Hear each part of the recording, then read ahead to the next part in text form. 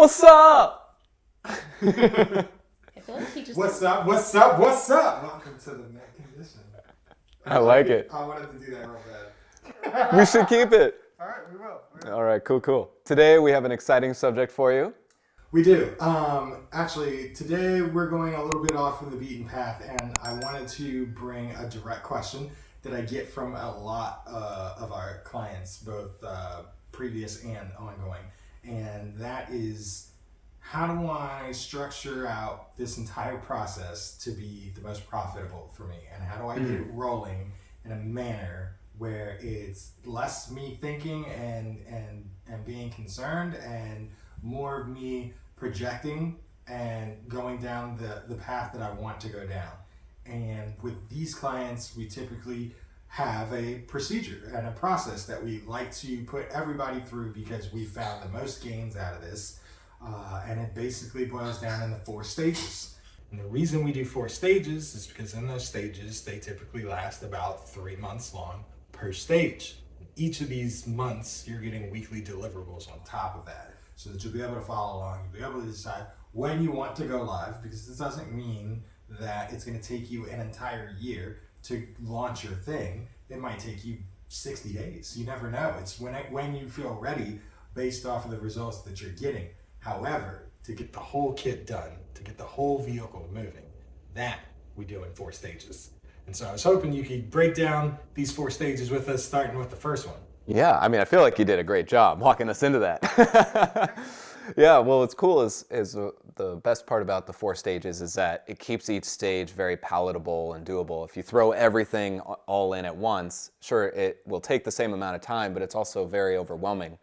And it also ensures that everything's building upon itself, because business starts in one spot and typically ends in a different one. So you don't want to build everything based off the baseline where you're at today. You want to build it as you keep hitting those breakpoints. Sure. So that's super cool, and one of the reasons we do it in 4 stages. So the first stage is building your foundation. Now, a lot of businesses already typically have this done. If they've built a website, it's already making money, then they have the foundation. But we find that some businesses are either just starting out, or they were purely a physical retail environment, storefront that didn't, or a school, like a music school, that didn't have a website. So they weren't monetizing off the website. They just had a Facebook page or whatever. So building that foundation is really building out that website initially to generate revenue. What would you say would be the core fundamentals in a foundation? It has to generate revenue. That's all we want it to do. We want to build the foundation to generate revenue, because that's how the business sustains itself. Okay. And so for an e-com site, it might be launching your first products and getting the checkout flow going. Just basically the bare minimum, or what we call the MVP, minimum viable product, to get you to market, to start making money, improving concept, and getting you through that flow. Okay. So tell me a little bit more about the basic foundation. Like me as a business owner who's getting ready to get this whole thing going, I'm ready to lay the foundation, and I have no idea what you're talking about. But I'm ready to go. I'm anxious. I'm excited. I've got a great idea. I've got a product. I'm ready to sell it. I just don't know the best way. Well, yeah, you're ready to sell it. You have a product. That's the best starting point. The business that doesn't know what they're selling, that we can't help you. Right. You need to have a product that people want, that's sellable, and that you believe in. Okay. That's actually the top importance. You have to believe in your product and know that it's the best product for your people. Okay. So the first step is monetizing, like I said. That's really what the foundation is. So it could be like if you're an agency and you're trying to look for clients, well, your website needs to convert the visitors in a way where they can get into a sales funnel and you can finally close them during a sales sequence. So that would be that generating revenue. An e-commerce company would have their products up online and a checkout flow built and improved in a way where it actually generates money for them. It might not be the perfect solution, but it's the MVP. It's actually transacting. Okay. So if people do end up landing on that site through word of mouth or just organic search or whatever, they'll at least be able to spend money with you. Okay, and you're saying that most people have this foundation in place? Yeah, most of them do. I mean, I guess I would say like 60% do. Okay. The other 40% are new businesses. They're super excited about getting started. They're the physical businesses that don't have a website yet, or maybe they have a website, but they're not monetizing off of it. So it's information only. Okay. And so we'll introduce like, oh, you could buy one-off products, or you can have sales funnels, marketing funnels where you're getting their information. So the transaction is more just an email address for something else in return. But at the end of the day, you're getting leads, you're getting sales. It's proving concept. Somebody wants what you're offering. Right. That's always going to be the first step, because we can't really go to step 2 if step 1 isn't in place, either by you or improved by us. Okay. All right. And so essentially my foundation is making that sales flow or that sales model and getting that running, whether that's something I already have going or I'm getting that done through you. Yeah. Once that's done, what is the second phase? Yeah, the second phase is the fun part, because it really breathes your business and your culture into the website, and it's really what takes you to that next level. Okay. Because a lot of clients come in having number 1 done, phase 1 done, and they come in at phase 2, which is, hey, we've proved concept, people want what we offer, we're doing really well. Yeah. We need to take it to the next level, and that's through rebranding your website to match your company culture, your vision, your values, all that stuff going into your website, bringing it into the new age development and design techniques and strategies and look and feel, because you don't want to feel like an old brand. You want to feel like you're up and coming and new, and maybe not new, but you're with it, with the new visual cues and whatnot. So it's the rebranding, the design, and then the development around that rebranding to actually create a new website around the foundation that you've already built in phase 1. And now this includes a lot of extra stuff as well, which is controlling the user journey, which we've talked about in previous videos, which is ultra important to ensuring that you're really controlling where people are going and getting educated on your website. Right. That's also part of the process of phase 2, is writing copy that brings them through this process and brings them through your funnel. So you might be leading them to landing pages or product pages or services pages, whatever. You're educating them on what you do so that they can make a better decision, a better buying decision, or so they can make a buying decision at all. And when you're doing these things for the various businesses, do you have like recommended ways as to how I would go about educating my client base? Or like for instance, is it better for me to have video about what I do on my website versus just literature? Or is there a recommended mixture? Or should I be making house calls? I don't do it all. Do it all. No, really, like, what's the worst thing that could happen if you just freaking do it all? I mean, and just realize everyone's different. Like, I love bullet points. Yeah. If you've been watching our videos, you know I love bullet points. I hate stories. Don't tell me a story. Give me the bullet points. I want headlines. I don't read articles. I read the headlines and look for bullet points, and that's how I read articles. Sure. Then there's visual people who need videos. I like videos, but if they're 30 minutes, I'm not going to watch it. If it's 5, I may watch it. Then there's the people who like pictures that accompany stories, and those are, where blog posts work really well, and you're educating them through story and text essentially. So do it all, right. Because you don't want to just seclude just one type of person, the one that only reads stories, because then you won't get me, right. And you probably want me, or you won't get you, and they want you as well. Sure. So it's like you need to hit every single type of person. Okay. So video content, like text content, photos. Make it, you want to make it fun and interesting. Don't just have like a white paper. Right. You might just get doctors buying your stuff. Yeah. So make it interesting, make it fun. Don't just write your website for you. That's the biggest mistake I've seen people make, is they create their websites based on the way they consume content. And so could you imagine if I created websites just the way I consume content? It'd be so boring. It would just be bullet points. But in reality, we know, every persona is different. Everybody consumes content differently. And so the website needs to speak to each of these folks. And then there's also, you were asking what types of content. Right. So we already covered a few of them. Other types of content would be like pop-ups that offer some type of exchange for their email address. So like a PDF about something, we call those lead magnets. Right. But you would have to capture what their pain points are in that PDF. We've talked about this before in other videos, and we'll undoubtedly go into more detail in the future as well about what to actually put in those.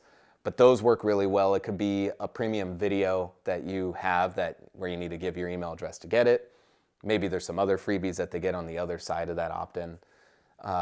It could be even like we've done things where they get free stuff shipped to them if they just pay shipping, like $5 shipping.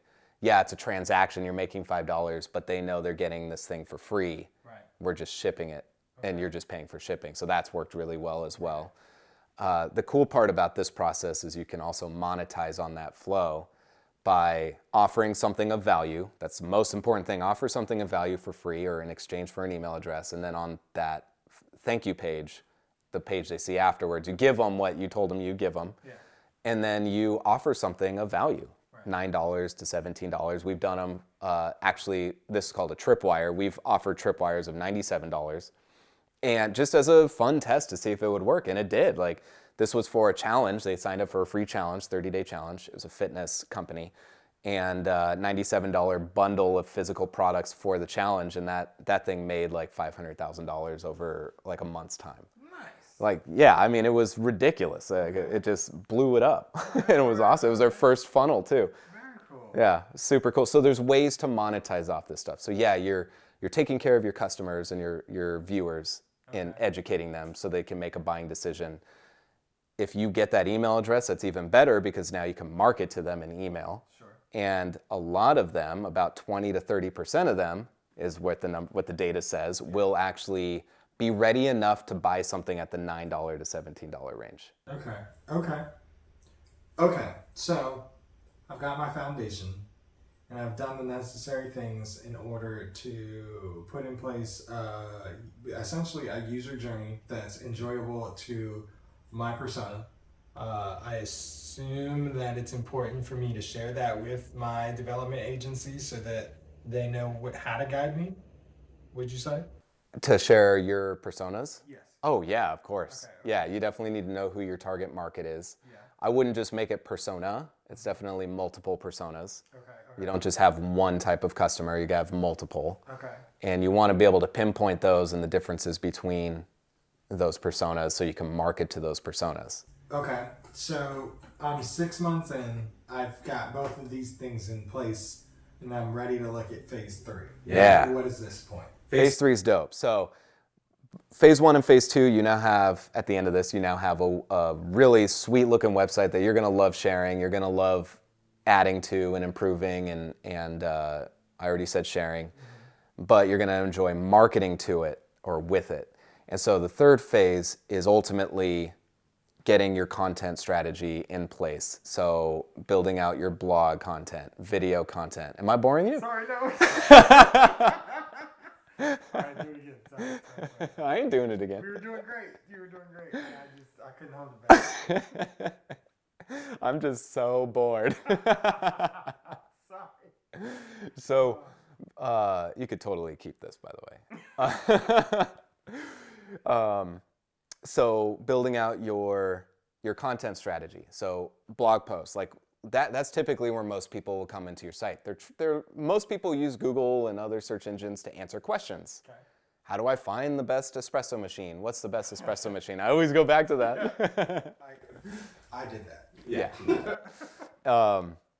But it's true. You're always asking the question, and a home page likely wouldn't come up for that search unless maybe the keywords your home page is shooting for is best espresso maker. Maybe you would show up. I don't think so. But a blog post that explains the differences between espresso makers and the benefits and the price ranges and all that stuff, that'll even be better for you because you'll click it being interested in that, and you're like, oh my God, they answered every question I have. I have a few more questions actually, and then built out correctly, this is what phase 3 is all about, building this whole infrastructure correctly to control that user journey on the content side, you'll now have CTAs or calls to action throughout that blog post supporting, or I guess taking what you're teaching further. Like you could have a PDF, like we talked about lead magnets in phase 2, you can have lead magnets for specific posts pushing various educational resources to them to get their email address. So now you're interested in buying an espresso machine. You're like, oh man, I do want to know the 5 worst things that I need to look out for when buying an espresso machine or whatever. And you're like, I'll totally give my email address for this. Well, now the company has your email and your info and they can market to you. You're getting information and learning about what you want to learn about. It's a win-win. Everyone's happy. Right. And now their sales team can call you or email you to basically help you along that journey, because that's what sales teams are for. Right. They're not for just getting money. I mean, they're really for, hey, I want to help you. I know my product's going to be the best one for you. How can I help you make this decision? What questions can I answer? How can I make sure I put you into the right product so that you're not just going down this rabbit hole of nothingness? Sure. Like, I want to make sure you're happy. And that's what this flow allows that company to do. Right. Okay. So that was actually really helpful. And before I get into, the last phase, because I'm 9 months in at this point, why is it important that I do 2 and 3 in that order? Well, you got to have the website built out with the user journey built so that then the blog can all fit together. Like if you just have content, but no way for people to purchase or nothing really bringing them from content to purchase, then they're never going to purchase. It's like walking into Nordstrom. If you're not sure what you're going to get, you might try on some clothes, which is the equivalent of reading content. Yeah. You might look at clothes, try some on, but if no one's really helping guide you to answer the questions that you don't even know you have when you went in, then you're likely not going to buy it. You're just going to say, oh my God, these pants are $400. Like, I don't see the value in that, or I don't even know if these are for me. I see this other pair that's $150. I don't know the difference. What's the difference? I have $400, but I don't know if they're worth $400 to me. Okay. So having phase 2 done first, it's basically like having an automated salesperson taking them through that journey, because we built out the user journeys in that way. So the site's basically converting them from viewer to buyer when they're ready to. Educating them in the process, getting them to the products that you need to hit. Now imagine if you did phase 1, foundation, and phase 3, while at least you're taking action, and that's a good thing, it's not going to be optimized, because you're going to have awesome content and people coming to the site, but you're going to have your MVP checkout process, so you're going to lose a lot of people in this middle ground. So all that effort over here is going to be lost. Will you make more money than, doing that 1 and 3 than if you just did 1? Of course, because you're going to have people trickle into phase 1. Right. But you would have way more money to invest more into your business if you did phase 2 first and then phase 3. Okay. And not to be too difficult here, but is there just nobody that's figured out a way to do 1 and 3 and basically set up like a Target, if you will, a style of website where I'm going to Target and I don't know why I'm there, but I walk out with 50 things?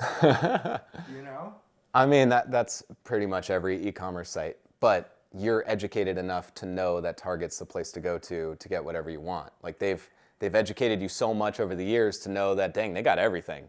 It's like going to Amazon. I go onto Amazon just to scroll to see what they've got. Yeah. But would I do that if I didn't know who Amazon was? No, because they've educated me over the years to tell me and show me and prove to me that they have everything that I could ever want. And they have name brands that I will buy, and they have a great return policy if I don't like it. They have and I get it tomorrow or even today. Like, they've proven all of that through the user journey. Yeah. Target's the same way.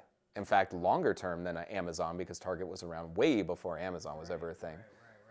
So that's why that's possible, because they've done all the work already. Okay. So that's, by that same token, if you have enough content and you get people coming back 7 to 12 times reading your content, you're going to become that source for them to buy whatever it is you offer. That makes sense. That makes a lot of sense. Okay. Now, to take, sorry to cut you off, but to take it further, one aspect of phase 3 we didn't cover, because we only covered on the website content, there's also this aspect of social media marketing. So like organic marketing and advertising. So you'll want to create landing pages that offer one specific thing, the lead magnets we discussed before, and you'll want to run ads to those landing pages. And now this is just going to build up your pipeline so that your sales team can start marketing to them, or even better, or maybe the same, you can market to them through automated email sequences and get them, there's a whole flow to this as well. Marketing sequences and email sequences are pretty powerful, where you can deliver what you're going to give them. Then you go through an indoctrination sequence, which is like, hey, I'm Matt. Here's why I'm doing this. This is why this is important to me. It's like it's kind of like that friendly conversation. Like, hey, I want you to get to know me. Right. And I'd love to get to know you type of communication. And then you can go into and that whole sequence is like, here's who I am. Here's why I started this. Here's why this company is important. Here's what we're doing. Kind of like the mission, vision, and goals of the company. So that the person viewing is like, holy shit, this is awesome. I want to be a more part of this. And then the next step is like, here's the products we offer. Here's, I guess, educating them, through email and taking them to your website, ideally, to your blog. So it's all connected. That's really what this is about, interconnectivity between all these platforms. Basically, you want to be seen everywhere and be pulling this person to your website through emails, through potentially text messages, if they've opted in for that, and through social media ads and organic. And so after you've educated them on your stuff, you can actually throw them a flash sale sequence.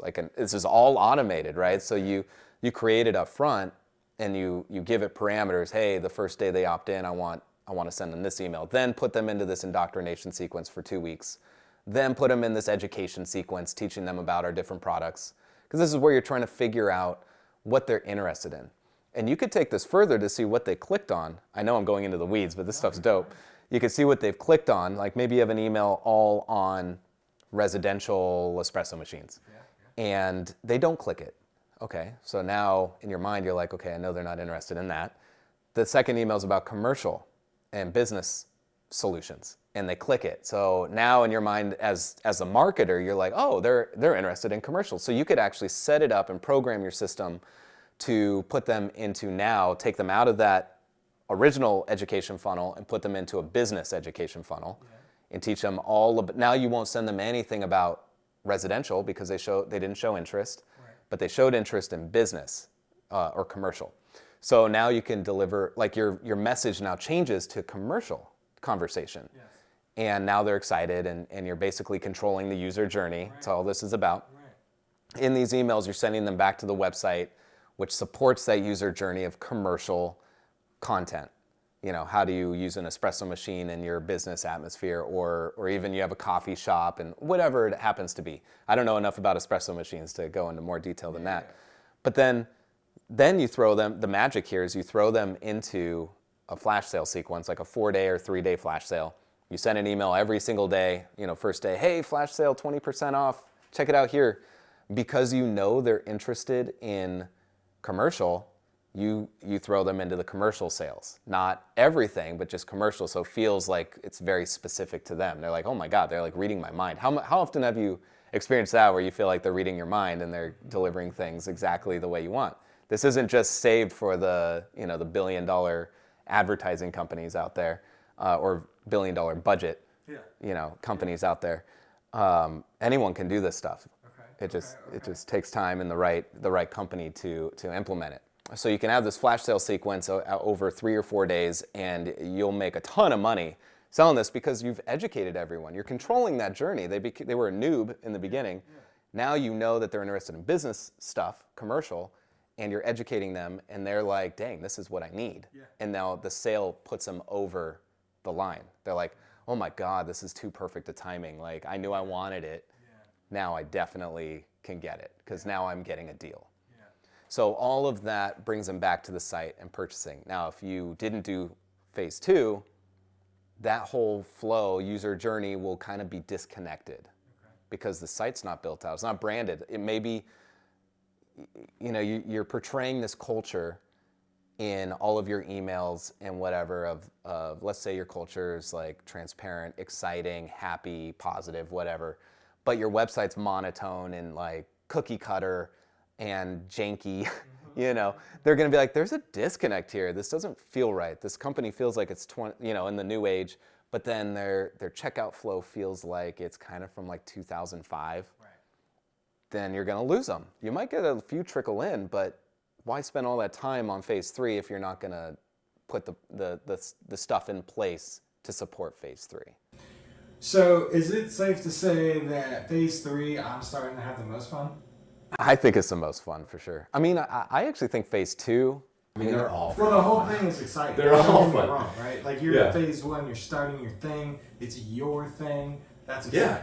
Phase 2, you're creating your user journey. You get to show how much you care about the people that you're helping. That's fun. But now phase 3, now you got your fingers in so many more things. Oh, yeah. Everything's looking pretty and, it's just... But that being said, what's the final stage? Yeah, the final stage is a really fun one because now at this point we're at 9 months in.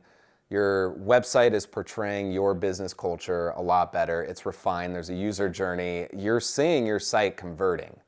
That's the funnest part. You're like, oh my God, this is making money, and it's just going. And it's like the law of momentum. It's like once you start going, and this is why there's these phases. Once you start going, it just shoots up and it just keeps moving. You almost can't stop it.